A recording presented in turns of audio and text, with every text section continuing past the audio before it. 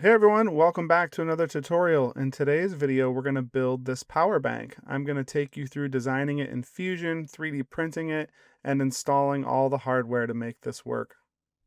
I found this fast charging module on AliExpress, and it seems to be an okay one. It got good reviews at least. And the first thing we're going to have to do is take some measurements with our calipers.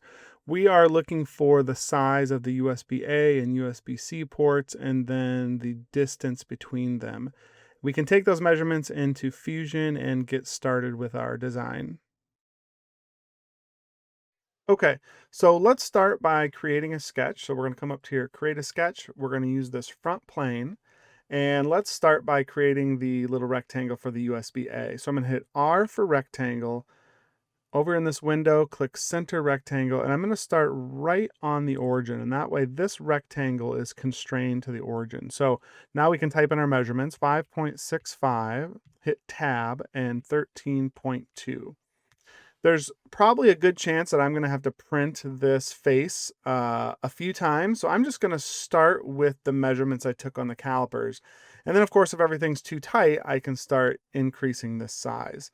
So the next one is the USB-C, and I always want the USB-C to be lined up right in line with this rectangle. So even if we change the size of it, it stays centered in this straight line here.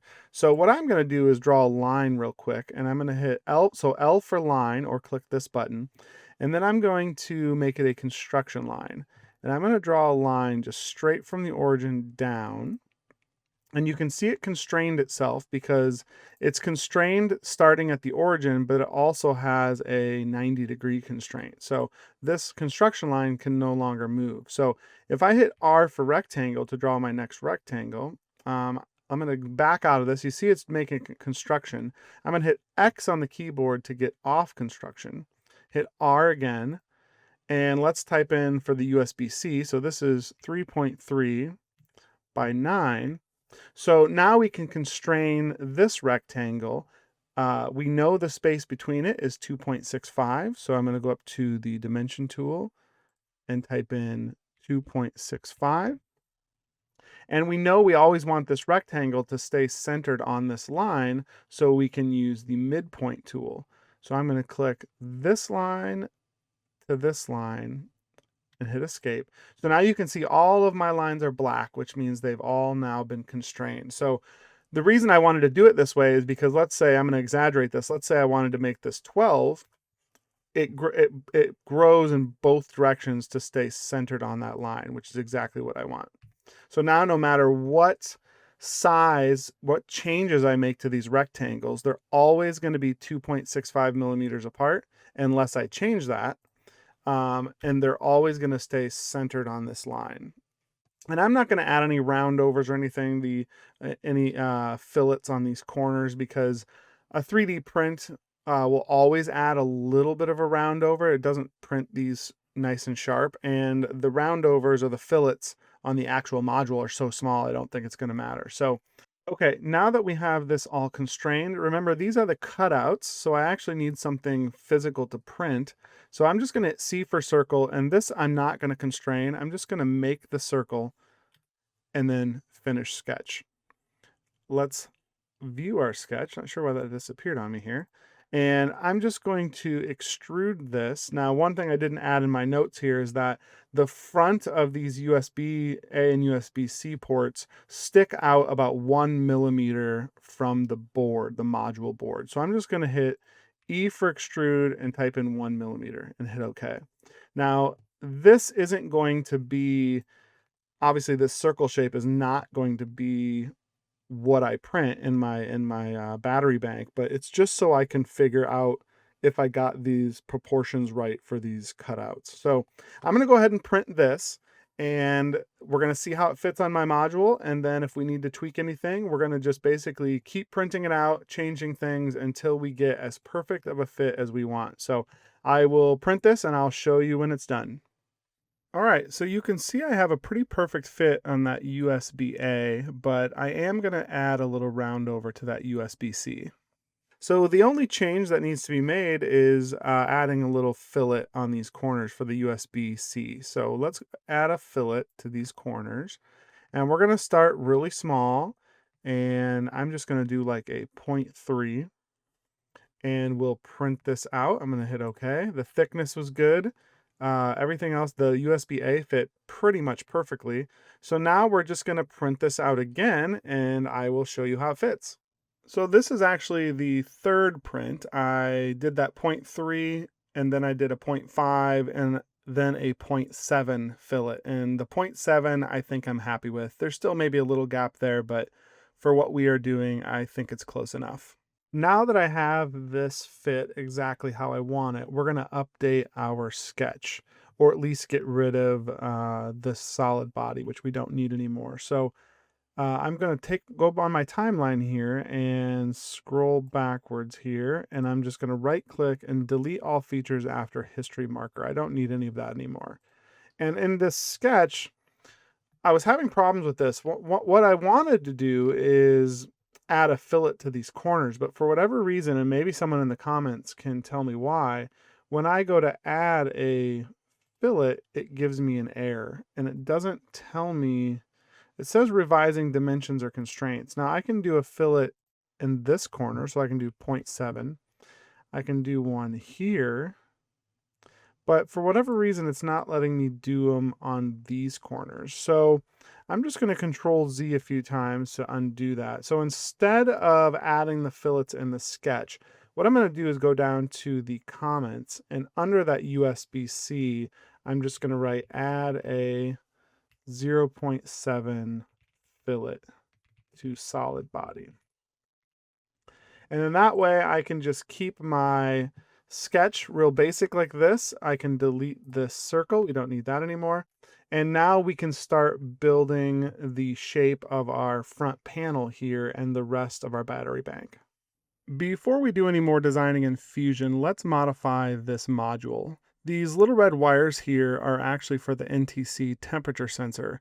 That's used to monitor battery temperature during charging. Since I'm not using a thermistor in this build, I'm just going to snip these wires off and bridge those NTC pads with a small blob of solder. That tells the board everything's at a safe temperature and lets the charger work like normal. For this power bank, I'm going to use some 21700 cells. They have 3.7 volts and 4900 milliamp hours. And I plan to use two of them in parallel, which will double the capacity, so almost 10,000 milliamp hours. Before we design the case, we need to know how we're going to position that charging modules in reference to the cells. Either on the side like this, which will give us more of like a square power bank, or on the end like this, which will give us kind of like a long skinny power bank. Now, I think this is the way I'm going to do it, and we'll have to figure out a way to separate the cells from the module so we don't have any short circuits.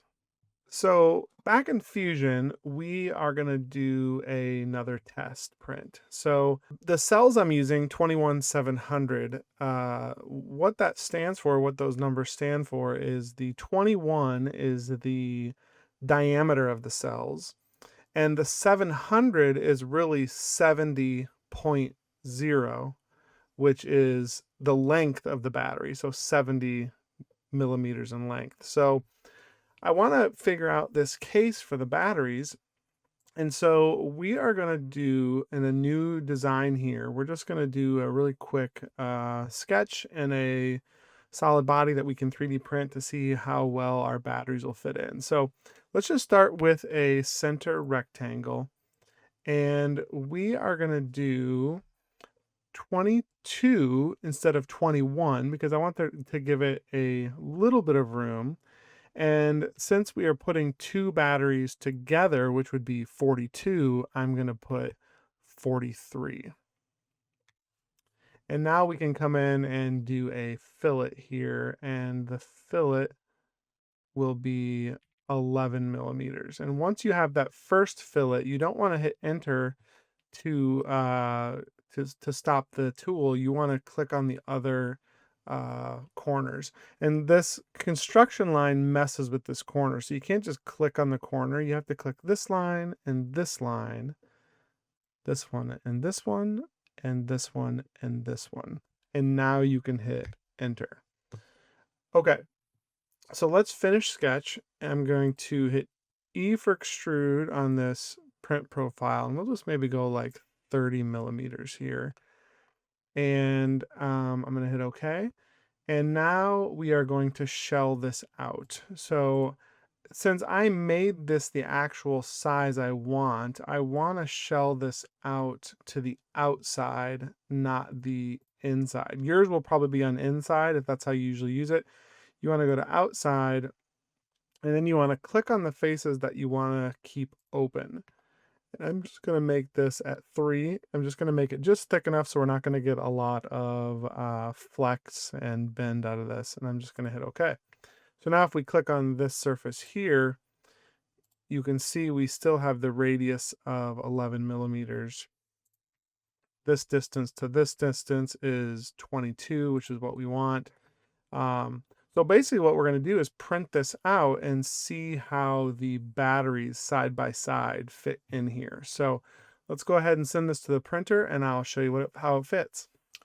While that's printing, I'm going to do another task. I want to superglue these two cells together just to make assembly easier. And since I'm going to be wiring these up in parallel, I want to make sure both positives are on the same end and both negatives are on the same end. I may wrap this with some battery tape afterwards, so this hot glue shouldn't get in the way since it's kind of down in that crevice, and it'll just make things a lot easier. With the two cells glued together and my 3D print done, I can test fit it, and it goes on nice and easily. It's a little loose, but like I said, I may be adding some tape to the outside of these batteries, so having that extra room is okay. So I think I'm going to leave it at that for now. We can always change it later. So back in Fusion now, to that original sketch, you can see that I did add those fillets to this USB-C here. We are going to draw that faceplate that we just tested for the size of the batteries, that 22 by 43. So I want to center these on that faceplate. So I'm actually going to delete this construction line here, and that will make this unconstrained. And instead, I'm going to draw a new line, and I don't want it to be construction, from the top to the bottom here. And now that just reconstrained everything. And I'm doing that because I want to find the center point of this line. So I'm going to hit S for rectangle and get my center rectangle here. And I'm going to drag my mouse along this line until I hit a triangle. And you see that little triangle there? That means I'm in the center of that line. So I can click there, zoom out, and now do the dimensions of my rectangle. So this will be 22. I'm going to hit tab, and I believe I did 43 here, and hit enter. And now we can do that fillet again. So we're going to click all my corners here and do an 11 millimeter fillet.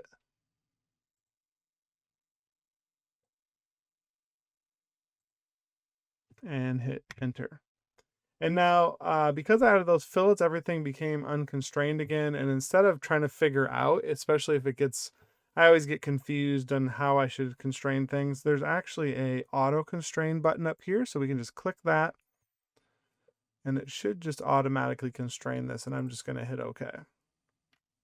So now we have our base plate, I guess is what I'm going to call this. And if we finish sketch, I can hit E for extrude and do my 1 millimeter here and hit OK. And this will now be the start of what I like to call the module sled. So we're going to jump ahead a little bit here because I think if I design this part without you seeing it first, it might be a little confusing. So this is what I'm calling the module sled, and it's going to be printed face down. So this is on the build plate. And the reason that 45-degree angle is here, so as it prints, there doesn't have to be any supports. And how this works is the module fits down in like this. So the top of the USB port here kind of slides in and rests on that bottom surface. And once you get it locked in place with the front plate, this back little bump out is what supports the module. You could add little tabs here to put in some tiny little like 2 millimeter screws to kind of mechanically lock it in place. But I think adding a little hot glue on the bottom and the sides should be fine. I didn't extend this little support piece any further because I don't want it to interfere with these terminals where I hook up the batteries. Now, I may add a little ledge here to the bottom that's kind of away from those terminals to keep the battery away. Remember, we don't want these cells to come anywhere near these terminals on the board because we don't want to risk a short circuit. I have this little practice piece that we printed to get the size for the batteries, and you can see how this sled will fit right in there. And I'm flushing it up with the front here, and I'm not going to keep it like this because you can see a little line, a little crack where it's not a perfect fit. So to hide something like that, what you can actually do is just push it back a little bit, maybe a millimeter, 2 millimeters, and that shadow line you create actually hides that imperfection, and that's the look I'm going for. Okay, so back here in Fusion, we're going to start creating that sled. And I'm going to flip this around to the back side and I'm going to create a sketch. I'm going to hit P on the keyboard for project, and I'm going to project this entire body onto my sketch. So now even if I hide the body, you can see the outline of it. And I guess it's important to note when you do hit P, you want to make sure projection link is turned on. And what that does is it makes this outline update with the size of the solid body. So if I were to, let's say, make this bigger, right? If I did like a push pull and made everything a little bigger, this sketch would update as well. So it's really important that you do that for this model. You don't always have to, but in this case you want to.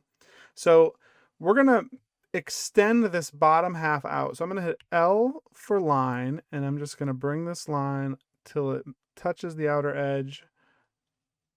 We're gonna do another line. And now you can select this whole bottom surface. So I'm gonna finish sketch.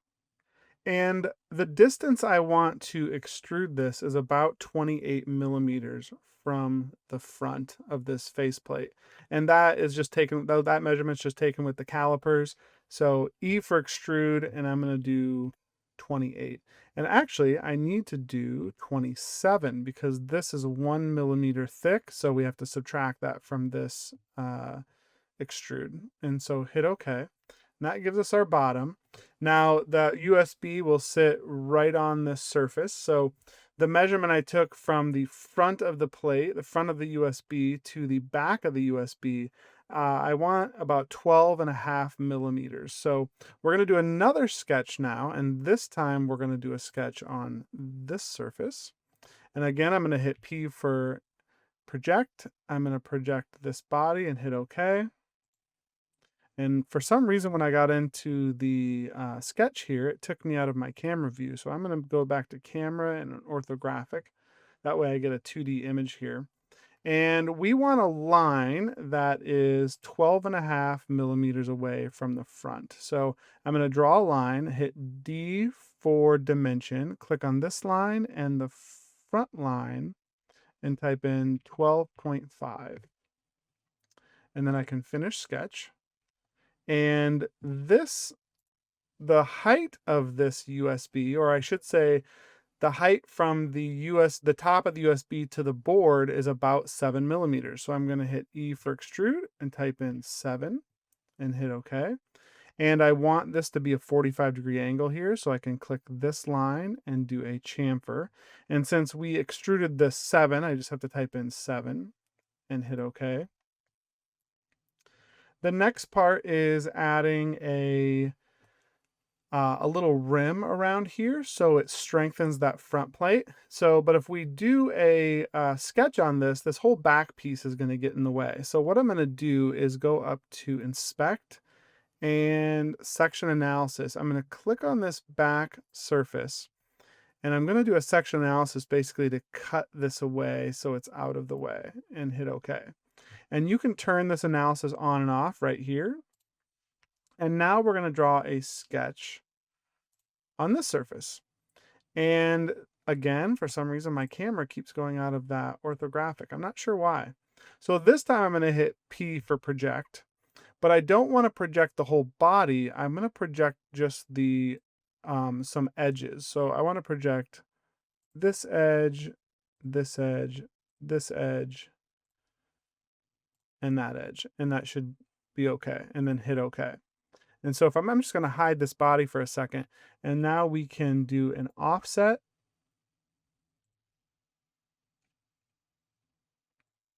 Oops, it's not letting me.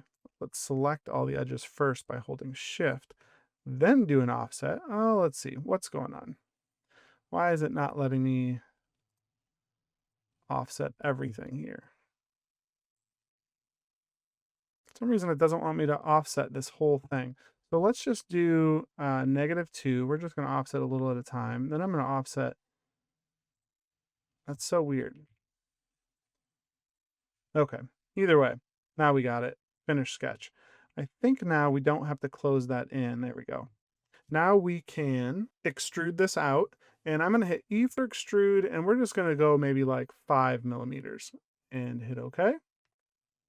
And if we turn the analysis off, there is our pretty much finished sled. Now I did say I wanted to add a little ridge here. So again, we can do another sketch. Hit P for project, and I'm just going to project the surface and hit OK. I'm getting really frustrated that my camera keeps changing. And this time we're going to project just this surface. Let's see, how do I want to do this? Let's just offset this by -2.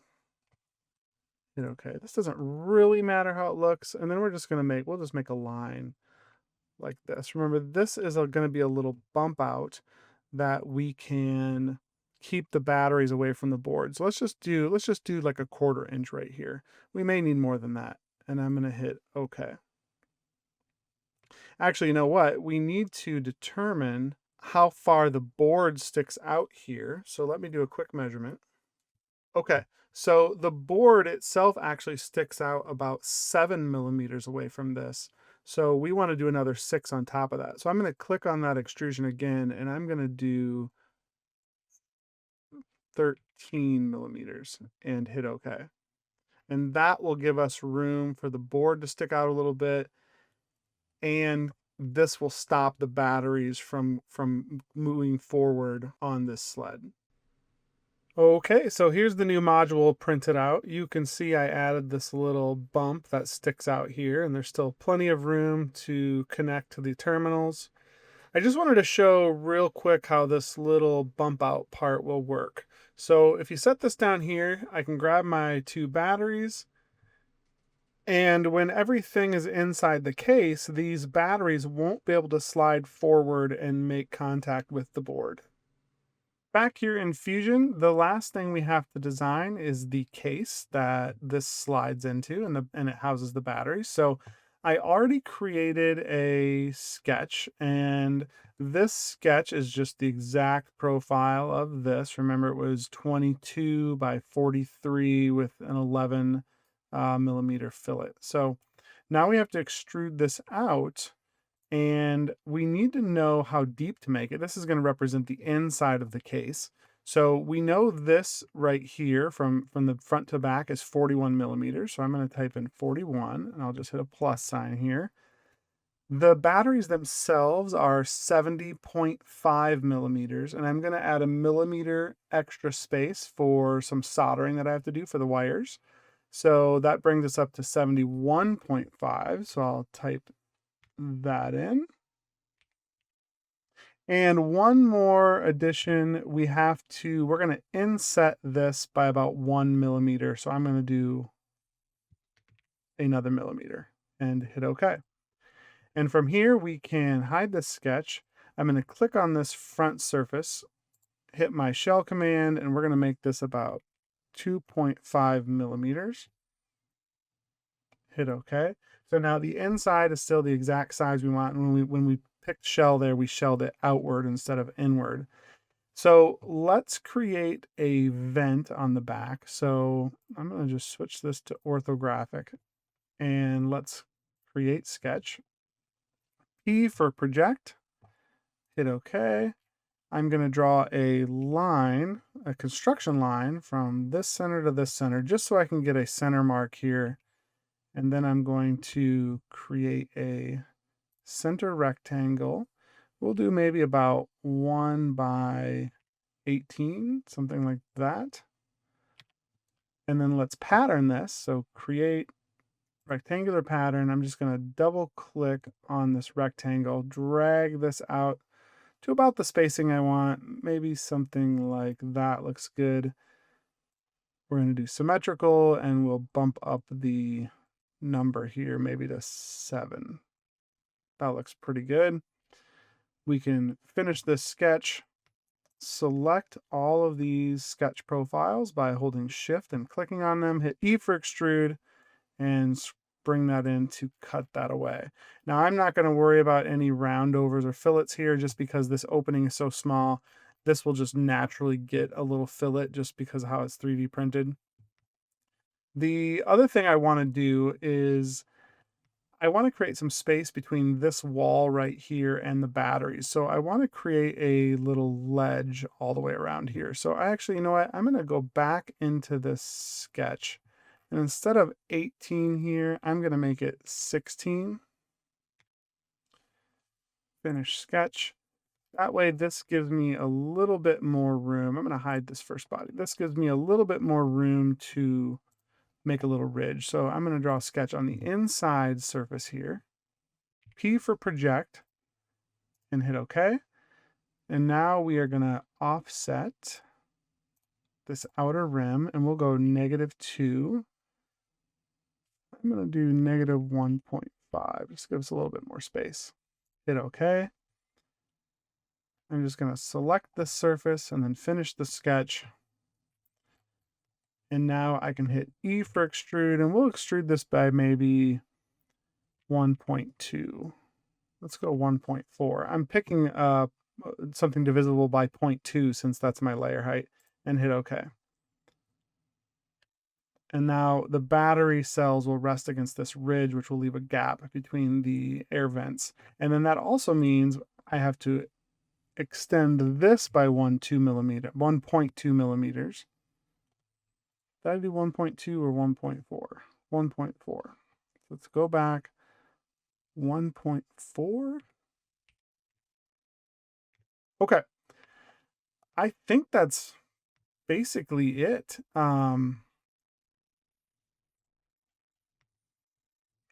Let's make this red color, close.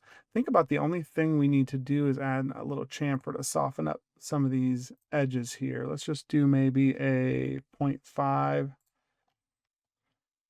And we can actually see how this will look. We can go to modify, align, and we're going to align this edge here with this edge and hit OK. And then I'm going to hit move, M for move, and we'll bring this back up, bring it forward 1 millimeter, hit OK.